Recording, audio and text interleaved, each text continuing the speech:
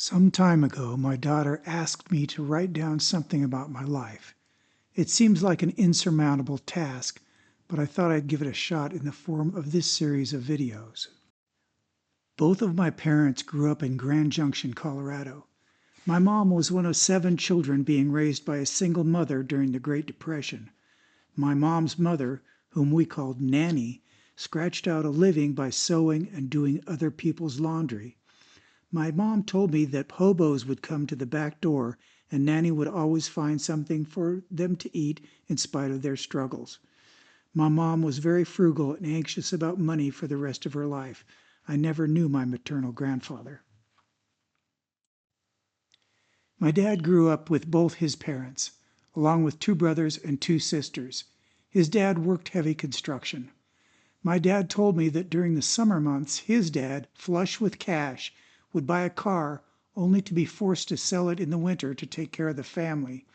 My dad worked from an early age shoveling coal out of a truck into the coal chutes that lead to the furnace rooms in the basement of people's houses. My parents, high school sweethearts, both graduated from Grand Junction High School in the class of 1940. I asked them why they graduated in the same year if my dad was 2 years older. It turns out my mom skipped a grade and my dad flunked a grade. After graduation, my dad went to work in a machine shop and my mom went to a year of secretarial school. After the attack on Pearl Harbor, America entered World War II, and my dad followed my grandfather to Utah to work on what would become Hill Air Force Base. My mother, now engaged to my dad, followed him there. She went to work at the telephone company in Salt Lake City, making $11 a week, rented a room for $7 a week, and had a whopping $4 a week left over. It was obvious that my dad would be going to war, and my mom wanted to wait for him to come home before they got married. My dad gave her an ultimatum, now or never. She relented, and they were married on June 7, 1942.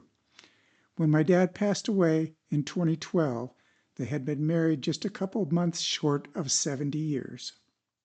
They traveled together to Tinkerfield, Oklahoma, where my dad underwent aircraft mechanic training and my mom worked as a telephone operator. When my dad was shipped off to the war, my mom returned to Colorado. My dad told me a story of crossing the North Atlantic on a Liberty boat, a type of troop transport ship, at a time when there was a very real danger of being sunk by German U-boats.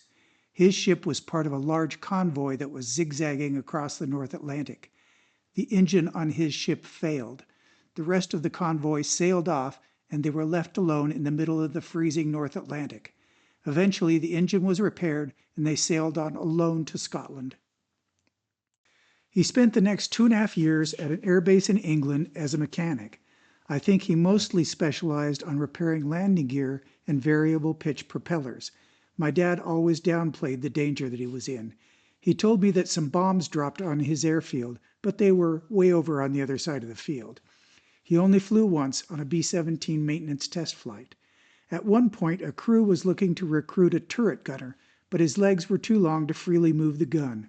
At the time, bombers were being shot down like flies, so if his legs were shorter, us descendants would probably not be here. He told another story about 2 men working in a large hangar. One was up on a scaffolding working on a bomber, and the other was working inside a fighter. The fighter pilot had neglected to put the safety on the guns, and the worker accidentally hit the trigger for a split second. The 8 machine guns on the fighter blew the scaffolding out from under the other worker, and he fell to the ground relatively unharmed.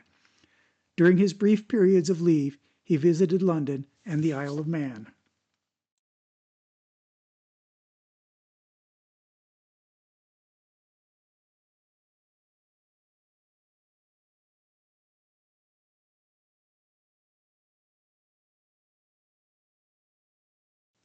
They wrote to each other often. Most of the letters were photographically reduced and sent by a process called V-mail, short for victory mail. They seem to be lost now, but I remember a box of them. I read a few. They were love letters between a young newlywed couple separated by war. This Christmas card reads, "Dear wife, although there are many miles between us, dear, of land and of sea, my heart feels as though I am close to you, almost hand in hand. Now let us walk down the path of this joyous season, dear, and think of happy holidays we've had in years gone by, and I promise you, dear, there will be more to come. Darling, I do hope you have a happy Christmas, and if I know you are happy, I am happy too. Love, your husband. When the war ended, he returned on the Queen Elizabeth along with thousands of other soldiers and disembarked in New York Harbor. He was sent to a base to await being processed out of the military. He says it was so cold there that he had to sneak out and tear some wood out of a fence to make a fire. Finally out of the Army, he boarded a train and returned to Colorado. He reunited with my mother in November 1945. My mother had been working at the telephone company in Grand Junction during the war. They tied their belongings on the running boards of their 1933 Chevy and drove from Colorado to coastal Oregon, where my grandparents were running this small restaurant. My sister Cheryl was born in a 2-room hospital in Lincoln County, Oregon, on August 24, 1946. Years later, on a vacation in Oregon, we drove by the hospital, which by that time was abandoned.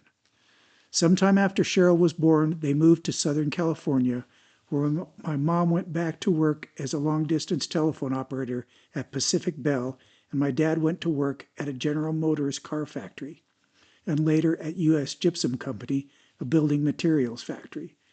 They bought a small 2-bedroom house in Downey, California, on the corner of Luxor and Ryerson. This is where I come into the story, born on August 22, 1951.